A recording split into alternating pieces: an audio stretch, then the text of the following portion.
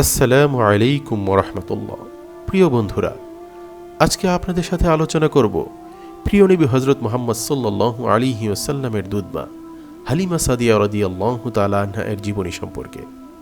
তিনি কিভাবে শিশু রাসূল সাল্লাল্লাহু আলাইহি ওয়াসাল্লামকে দুধ পান করানোর দায়িত্ব পেয়েছিলেন, কতদিন যাবৎ তিনি শিশু রাসূল সাল্লাল্লাহু আলাইহি ওয়াসাল্লামকে দুধ পান করিয়েছিলেন। হালিমা সাদিয়া রাদিয়াল্লাহু তাআলা আনহা এর কাছে থাকাকালীন শিশু রাসূল সাল্লাল্লাহু আলাইহি ওয়াসাল্লামের সাথে কি কি ঘটনা ঘটেছিল এবং রাসূল সাল্লাল্লাহু আলাইহি ওয়াসাল্লাম পরবর্তীকালে হালিমা সাদিয়া রাদিয়াল্লাহু তাআলা আনহাকে কিভাবে সম্মানিত করেছিলেন, এসব কিছু নিয়েই আজকে আপনাদের সাথে আলোচনা করব। হালিমা সাদিয়া রাদিয়াল্লাহু তাআলা আনহা ছিলেন ব্যক্তিত্ব সম্পন্না, রাশবাড়ী এক মহীয়সী নারী। প্রতিটি মুসলিমের কাছে তিনি সম্মানিয়া, প্রত্যেক মুমিনেরই প্রিয় পাত্রী, কারণ তার পবিত্র স্তন থেকেই দুধ পান করেছেন ভাগ্যবান শিশু মুহাম্মদ ইবনে আবদুল্লাহ সাল্লাল্লাহু আলাইহি ওয়াসাল্লাম। তার স্নেহ ও ভালোবাসাপূর্ণ বুকের উপর ঘুমিয়েছেন। তার মাতৃমমতা উপচে পড়া কোলে তিনি বেড়ে উঠেছেন। তিনি তার ও তার কৌম বনু সাআদের স্পষ্ট ও মিষ্টি ভাষা থেকে উপকৃত হয়েছেন। ফলে তিনি হয়েছিলেন আরবের সর্বশ্রেষ্ঠ স্পষ্টভাষী, ভাষা অলঙ্কার ও ভগ্নিতেই সর্বোত্তম ব্যক্তি।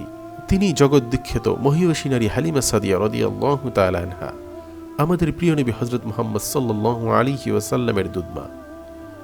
প্রিয় বন্ধুরা, যে শিশু জগৎকে ভরপুর করে দিয়েছিল সদাচার ও করুণায়, পূর্ণ করেছিল মহত্ব ও দিক নির্দেশনায়, সজ্জিত করেছিল নৈতিকতা ও মর্যাদার অলঙ্কারে, তাকে সাআদ গোত্রীয় মহীয়সী নারী হালিমা সাদিয়া রাদিয়াল্লাহু তাআলা আনহা এর দুধ পান করানোর পেছনে রয়েছে চমৎকার এক কাহিনী। এসো বন্ধুরা, শুনি তাহলে সেই কাহিনী। হযরত হালিমা সাদিয়া রাদিয়াল্লাহু তাআলা আনহা বলেন, আমি ও আমার স্বামী আমাদের শিশুপুত্রকে নিয়ে মক্কার উদ্দেশ্যে বাড়ি থেকে বের হলাম দুধ পানকারী কোনো শিশু বাচ্চার খোঁজে। আমাদের সঙ্গে ছিল আমার কৌম বনু সাআদের আরও অনেক মহিলা, যারা বেরিয়েছিলেন আমার মতো একই উদ্দেশ্যে। সেটা ছিল এক খরাকবলিত দুর্ভিক্ষের বছর, যা ধ্বংস করে দিয়েছিল সকল ফসল, দুধশূন্য করে দিয়েছিল পশুর ওলান। সেই দুর্ভিক্ষ আমাদের কিছুই রাখল না অক্ষত, এলোমেলো করে দিল সবকিছুই। আমাদের ছিল বয়স পেরিয়ে যাওয়া শীর্ণ দুইটি উষ্ট্রি, যাদের থেকে পেতাম না একটুও দুধ। একটিতে চড়লাম আমি ও আমার ছোট শিশু, আমার স্বামী চড়লেন অন্যটিতে। আমার উষ্ট্রিটি ছিল অধিক বয়স্কা এবং বেশি দুর্বল। আল্লাহর কসম করে বলছি, সে সময় রাতে আমরা এক মুহূর্তও ঘুমাতে পারতাম না তীব্র ক্ষুধার যন্ত্রণায়, আমাদের শিশুপুত্রের বিরামহীন কান্নার কারণে। কেননা আমার বুকের সামান্য দুধে তার পেট ভরত না। আমাদের দুটি উষ্ট্রির উলানেও তাকে খাওয়ানোর মতো কোনো দুধ ছিল না। আমাদের জীর্ণ শীর্ণকায় বাহনের ধীর ও মন্থর গতির কারণে আমরা কাফেলা থেকে পড়ে যাচ্ছিলাম পিছনে। সফরের সঙ্গীরা রুষ্ট ও বিরক্ত হচ্ছিল আমাদের প্রতি। আমাদের কারণে তাদের অবিরাম যাত্রা হয়ে যাচ্ছিল কষ্টকর। অবশেষে আমরা পৌঁছে গেলাম মক্কায় এবং প্রত্যেকেই খুঁজতে লাগলাম দুগ্ধপোষ্য শিশু। প্রত্যেক দায়ের কাছেই পেশ করা হচ্ছিল শিশু মুহাম্মদ ইবনে আবদুল্লাহ সাল্লাল্লাহু আলাইহি ওয়াসাল্লামকে। বাদ দেওয়া হলো না কাউকেই, কিন্তু তাকে গ্রহণ করতে রাজি হলাম না আমরা কেউই, কেননা সে ছিল এতিম এবং পিতৃহীন। আমরা মনে মনে ভাবছিলাম, পিতৃহীন শিশুর মা কি দেবে আমাদের, কি বা পাবো আমরা তার দাদার কাছ থেকে। এরপর মাত্র দুদিনের মধ্যেই আমার সকল সঙ্গিনী একটি করে দুধপানকারী শিশু জোগাড় করে ফেলল, কিন্তু আমার ভাগ্যে জুটল না কেউ। আমাদের বাড়ি ফেরার ভাবনা যখন চূড়ান্ত হয়ে গেল, আমি পড়ে গেলাম অভাবনীয় এক ভাবনায়। আমি বললাম আমার স্বামীকে, দেখো, এভাবে কোনো শিশু ছাড়া খালি হাতে ফিরে যাওয়া এবং চরম অভাব ও দারিদ্র্যের মধ্যে নিজেদের ঠেলে দেওয়া আমার ভালো লাগছে না। তাছাড়া আমার সঙ্গিনী প্রত্যেক মহিলাই একটি করে শিশু সঙ্গে নিয়ে ফিরছে, অতএব আমি যাচ্ছি এতিম বাচ্চাটির কাছে, তাকে নিয়েই ফিরবো আমি। স্বামী সমর্থন করে বললেন, কোনো অসুবিধা নেই, যাও, তাকেই নিয়ে এসো, হয়তো এতেই আল্লাহ দান করবেন কল্যাণ ও বরকত। আমি গেলাম পিতৃহীন সেই শিশুর মায়ের কাছে এবং ফিরে আসলাম তাকে নিয়ে। আল্লাহর কসম করে বলছি, তাকে নিয়ে যাওয়ার সিদ্ধান্ত শুধুমাত্র আর কোনো শিশু না পাওয়ার কারণেই নিলাম। তাকে নিয়ে যখন ফিরলাম আমার কাফেলায়, তাকে বসালাম আমার কোলের মাঝে এবং তার মুখে পুরে দিলাম আমার স্তন। শূন্য ও দুধহীন সেই স্তন আল্লাহর ইচ্ছায় ভরপুর হয়ে উঠল। সুবহানাল্লাহ। শিশু রাসূল সাল্লাল্লাহু আলাইহি ওয়াসাল্লাম খেয়ে পরিতৃপ্ত হল। এরপর খেলো তার ভাই এবং সেও পরিতৃপ্ত হল। তারপর তারা দুজনেই ঘুমিয়ে গেল। আমি এবং আমার স্বামী শুয়ে পড়লাম ঘুমানোর উদ্দেশ্যে, কারণ কিছুদিন যাবৎ শিশুপুত্রের ক্ষুধাজনিত কান্নার কারণে আমাদের কপালে ঘুমের সৌভাগ্য জুটে খুবই সামান্য। হঠাৎ আমার স্বামীর দৃষ্টি পড়ল আমাদের বয়স্কা ও শীর্ণকায় দুটি উষ্ট্রির প্রতি। দেখা গেল তাদের উলান দুটি স্ফীত ও দুধে ভরপুর হয়ে পড়েছে। তিনি বিস্ময় ভরা দৃষ্টিতে এগিয়ে গেলেন। নিজের চোখ দুটিকে বিশ্বাস করাতে পারছিলেন না। তিনি দুধ দোয়ালেন, পান করলেন, আবার আমার জন্য দোয়ালেন, তার সঙ্গে আমিও পান করালাম। আমরা দুজনেই তৃপ্ত ও পরিতৃপ্ত হলাম। আমরা জীবনের সেরা সুখময় একটি রাত কাটালাম। প্রভাতে আমার স্বামী ডেকে আমাকে বললেন, হালিমা, তুমি কি বুঝতে পেরেছ? একটি বরকতময় শিশু জুটে গেছে তোমার কপালে। আমি তাকে বললাম, তুমি একদম ঠিক বলেছ। আমার তো মনে হয় আরও অনেক সুদিনের দেখা পাবো এই ভাগ্যবান শিশুর মাধ্যমে। এবার আমরা বাড়ি ফেরার উদ্দেশ্যে মক্কা থেকে বের হলাম। আমি চড়লাম আমাদের সেই বুড়ি ও দুর্বল উটনির পিঠে। শিশু রাসূল সাল্লাল্লাহু আলাইহি ওয়াসাল্লামকেও নিলাম আমারই সঙ্গে। দেখলাম সেই উষ্ট্রি চলছে এমন প্রফুল্ল গতিতে যে কওমের সকল বাহনকে পিছনে ফেলে সে হয়ে গেল অগ্রগামী। সুবহানাল্লাহ! এমনকি কোনো বাহনই আর আমাদের সঙ্গে তাল রাখতে পারল না। আমার সঙ্গিনীরা বলতে লাগলো, আরে ও জুয়াইবের মেয়ে, তুমি তো আমাদের অস্থির করে ছাড়লে, আমাদের কি তুমি সঙ্গে নেবে না? এটাই কি সেই বুড়ি উটনি আসার সময় যে সারা পথে আমাদের বিরক্ত করছিল? আল্লাহর কসম, সেটাই এটা। তখন তারা বলল, তাহলে নিশ্চয়ই ওর কিছু হয়েছে। অবশেষে আমরা সাদ গোত্রের ভূমিতে নিজেদের বাড়িতে পৌঁছে গেলাম। জানি না আল্লাহর জমিনে এর চেয়ে মারাত্মক দুর্ভিক্ষ পীড়িত অঞ্চল আর আছে কিনা। কিন্তু বিস্ময়কর ব্যাপার হলো, আমাদের মেষপাল প্রতিদিন সকালে খরাকবলিত চরণভূমিতে বেরিয়ে যেত, সারা বেলা চরে বেড়াতো, আবার সন্ধ্যায় ফিরে আসত। আল্লাহ তাআলার মেহেরবানিতে আমরা ইচ্ছামতো সেগুলো দোয়াতাম, প্রাণ ভরে পরিতৃপ্তির সাথে দুধ পান করতাম, অথচ অন্যরা তাদের মেষপাল থেকে এক ফোঁটাও দুধ দোয়াতে পারত না। এর ফলে আমার কৌমের লোকেরা নিজেদের রাখালদের বলতে শুরু করল, তোমরা করোটা কি হে? হালিমার রাখালদের সঙ্গে সঙ্গে থেকে মেষ চড়াতে পারো না? নির্দেশ মতো রাখালেরা আমাদের মেষপালগুলোর আশপাশ দিয়ে চড়াতে থাকলো তাদের মেষপাল। তবে অবস্থার কোনো পরিবর্তন হলো না। ক্ষুধার্তই থাকলো তাদের মেষপাল, দিতে পারল না তাদের দুধের একটি ফুটাও। অথচ আমরা আল্লাহর পক্ষ থেকে অব্যাহতভাবে বরকত ও কল্যাণ পেতেই থাকলাম। এমন সুখের মধ্যে এক এক করে ফুরিয়ে এলো দুধ পান করানোর 2 বছর।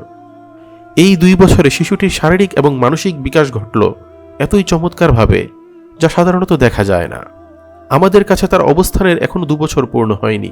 ইতিমধ্যে সে পরিণত হয়েছে শক্ত ও প্রাণোচ্ছল এক শিশুতে। সেই সময় আমরা শিশু রাসূল সাল্লাল্লাহু আলাইহি ওয়াসাল্লামকে নিয়ে হাজির হলাম তার মায়ের কাছে। অথচ আমাদের তখন প্রচণ্ড ইচ্ছা তাকে কাছে রাখার, তীব্র কামনা আমাদের মাঝেই তাকে রেখে দেওয়ার। কারণ আমরা তার কারণে সৃষ্ট বরকত স্বচক্ষে দেখেছি।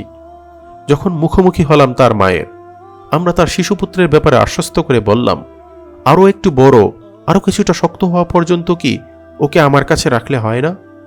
মক্কার মহামারীর কারণে তার জন্য আমার ভয় হচ্ছে। এভাবেই উদ্ধত করতে থাকলাম শিশু রাসূল সাল্লাল্লাহু আলাইহি ওয়াসাল্লামের মাকে। অবশেষে তিনি রাজি হয়ে আবার তাকে আমাদের কাছে দিয়ে দিলেন। তাকে পেয়ে খুশিতে হাসতে হাসতে বাড়িতে ফিরে এলাম। শিশুটি পুনরায় আমাদের নিকট আসার পর মাত্র কয়েক মাস যেতে না যেতেই ঘটে গেল এমন এক ঘটনা যা আমাদের করে তুলল আতঙ্কিত, করে দিল অস্থির ও পেরেশান। আপাদমস্তক আমাদের নাড়িয়ে দিয়ে গেল। এক সকালে আমাদের ছোট্ট ভেড়ার পাল চড়াতে সে তার ভাইয়ের সাথে বেরিয়ে গেল। ছিল আমাদের বাড়ির পেছনেই। সামান্য একটু পরেই তার ভাই ছুটতে ছুটতে এসে বলল, তোমরা ছুটে এসো, দেখো কুরাইশি ভাইয়ের কি হলো। সাদা পোশাকের 2টি লোক এসে তাকে মাটিতে শোয়ালো, তার বুক চিরে ফেলল। আমি ও আমার স্বামী এক দৌড়ে চলে গেলাম সেখানে। দেখলাম তার চেহারার রং ফ্যাকাশে, চোখে মুখে ভীতির ছাপ। আমার স্বামী বেকুল হয়ে তার পাশে বসে পড়ল। আমি তাকে বুকে জড়িয়ে ধরে বললাম, তোমার কি হয়েছে বাবা? শিশু রাসূল সাল্লাল্লাহু আলাইহি ওয়াসাল্লাম বললেন, সাদা জামা পরা 2টি লোক এসে আমাকে শোয়ালেন, আমার বুক চিরে কি যেন খুঁজলেন, কিছুক্ষণ পর ছেড়ে দিয়ে চলে গেলেন। আমরা চিন্তায় বেকুল হয়ে পড়লাম, অস্থির ও শঙ্কিত হয়ে তাকে নিয়ে ফিরে এলাম। যখন আমরা বাড়ি পৌঁছালাম, দেখলাম আমার স্বামীর 2 চোখে অশ্রুর প্লাবন। বেদনার্ত আওয়াজে তিনি বললেন, আমার ভয় হচ্ছে আমাদের এখানে না জানি এই বরকতময় শিশুটির এমন কোনো বিপদ ঘটে যায় যা প্রতিরোধ করার ক্ষমতা আমাদের নেই। সে কারণেই আমি মনে করি তুমি তাকে পৌঁছে দিয়ে এসো তার পরিজনের কাছে, কারণ তারাই পারবে এই ধরনের যে কোনো ব্যাপার সামাল দিতে। শিশু রাসূল সাল্লাল্লাহু আলাইহি ওয়াসাল্লামকে নিয়ে আমরা রওনা হলাম মক্কার উদ্দেশ্যে। মক্কায় পৌঁছার পর হাজির হলাম তার মায়ের কাছে। তিনি আমাদের দেখলেন। প্রথমে পুত্রের চেহারায় তীক্ষ্ণ পর্যবেক্ষণের দৃষ্টি বুলিয়ে সরাসরি আমাকে প্রশ্ন করলেন, কি ব্যাপার হালিমা?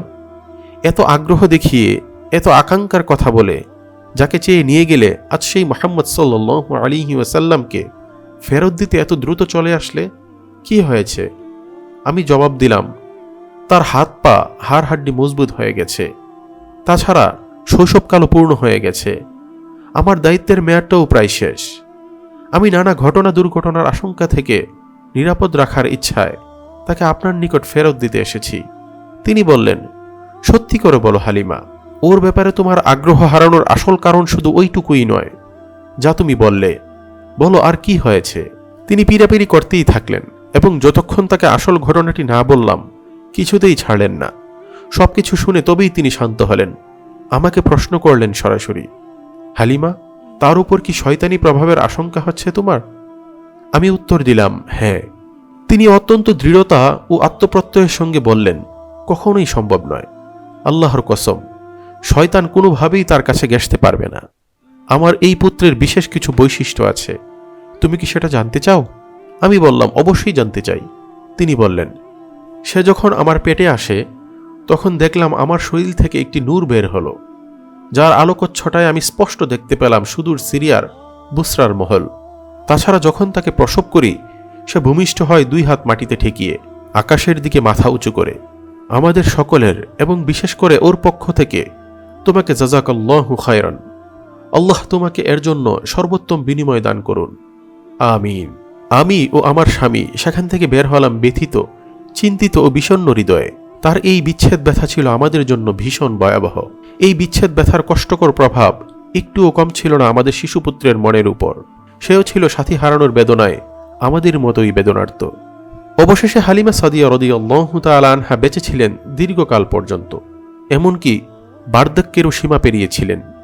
নিজের জীবনে নিজের চোখেই তিনি দেখতে পেলেন পিতৃহীন সেই শিশু যাকে তিনি একদা দুধ পান করিয়েছিলেন।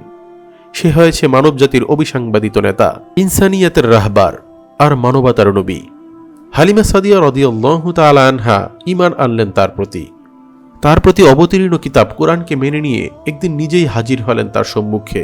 যেই মাত্র রাসূল সাল্লাল্লাহু আলাইহি ওয়াসাল্লাম তার দুধমা হালিমা সাদিয়া রাদিয়াল্লাহু তাআলা আনহাকে দেখলেন, আনন্দে হয়ে গেলেন আত্মহারা। ভক্তি ও শ্রদ্ধায় বলতে লাগলেন, উম্মি উম্মি, আমার মা, ও আমার মা। তিনি খুলে ফেললেন নিজের গায়ের চাদর, বিছিয়ে দিলেন তার বসার জন্য। চূড়ান্ত সম্মান ও মর্যাদার প্রকাশ ঘটালেন তার জন্য। তার আগমনের কারণে প্রকাশ করলেন চূড়ান্ত আনন্দ ও খুশি। উপস্থিত সাহাবা একরাম বিস্ফোরিত চোখে তাকিয়ে রইলেন তাদের দুজনের দিকে, যে দৃষ্টিতে ছিল রাজ্যের সমীহ আর ভীষণ ঈর্ষা।